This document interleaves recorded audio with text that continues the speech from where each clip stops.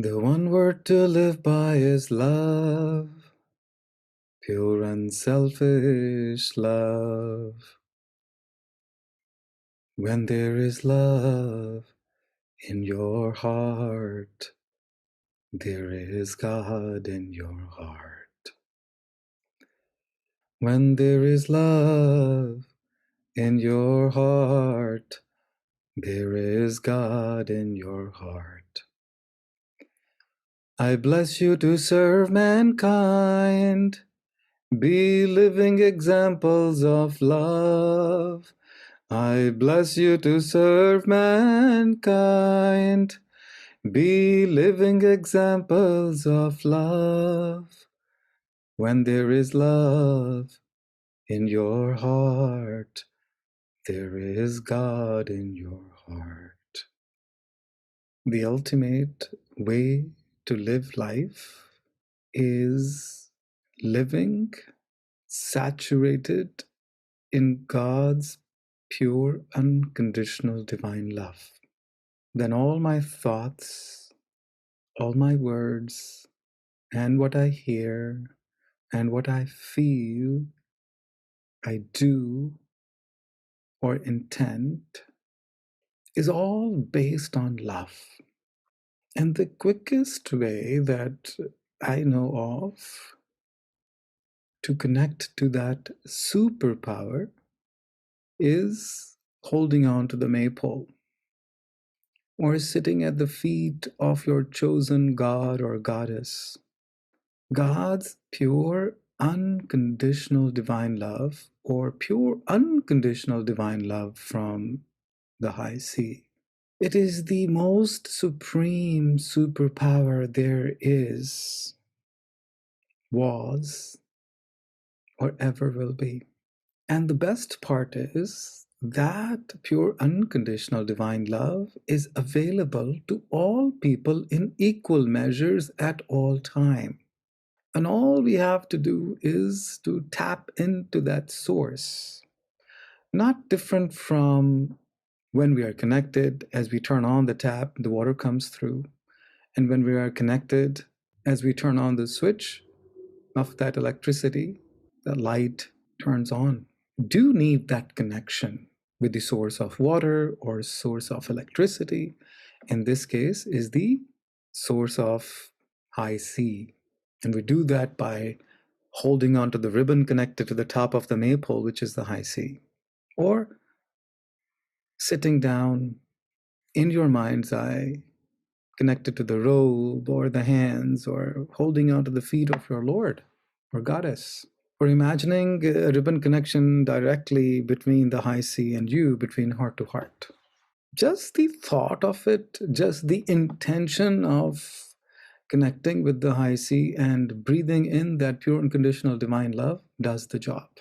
Ravana had mastered 64 subjects, which in my mind means Ravana had mastered all the subjects: physics, chemistry, mathematics, music, architecture, politics, warfare, archery, astronomy, astrology, and so on and so forth. But all of these subjects and learning and mastering all those subjects, obviously very desirable, because that is why we send our kids to the best possible schools, so that they can learn from the best and have best prospects for high salary or respectable jobs. All of this is related to the mind or the intellect, important and necessary to some extent. But what is beyond the mind, what is beyond the intellect, is the heart, where we feel and experience, not just think and intellectualize. Mind you, the entire world that exists today is a creation of the mind. What is even beyond that? Because we certainly don't have the power to know as much as Ravan did. What is the shortcut? The shortcut is what gopis and gopalas in Vrindavan experienced: unsullied, pure, unconditional, absolute divine love. They had this attraction towards Lord Krishna. They did not care about any matter other than the thought or presence of Krishna. Their minds were saturated with thoughts of Krishna. Their hearts were saturated with love of Krishna. Whatever they wanted to do, they were mad about Krishna. Apparently, the gopis and gopalas, which are simpleton people in villages just mending or attending to the cattle, they didn't have any intellectual prowess. Apparently, they were incarnations of saints and sages of the Lord.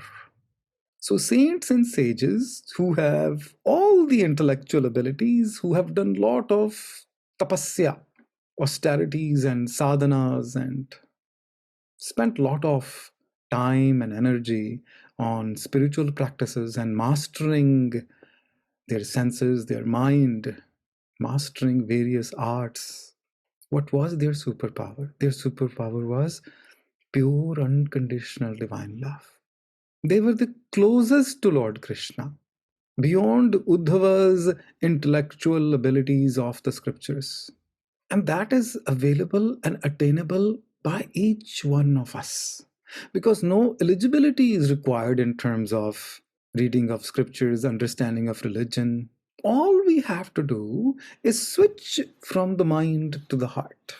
Instead of crowning the conscious mind as the king or the driver of my life, I ask the higher consciousness, I ask the heart, I follow my heart. I don't even have to ask it. The high see, the higher consciousness is ever ready to take on the reins to direct my life every single moment, just the way when Arjuna requested Lord Krishna to become the charioteer of his chariot through the Kurukshetra battle. Kurukshetra, in some way, is nothing but the battle of good and evil that is waging in each one of us. We're constantly going through the struggles that appear in our relationships. Now, how do we crown the high sea? Let's start with intent. My intention is the first step. The moment I have this intention, this thought, it's a very simple, basic, easily accessible ability. I intend to follow nothing more and nothing less than the word of God that is inside of me. I want to follow the heart. And who's installed in my heart? My higher consciousness. Just that intention, that decision turns us away from the direction of following the monkey mind and following our heart. Just that intention. Instead of an outward vision, it is inward vision. May all the beings in all the worlds be happy. Samasta loka sukhino bhavantu. I love me. Most powerful mantra there is. I love you. I love me.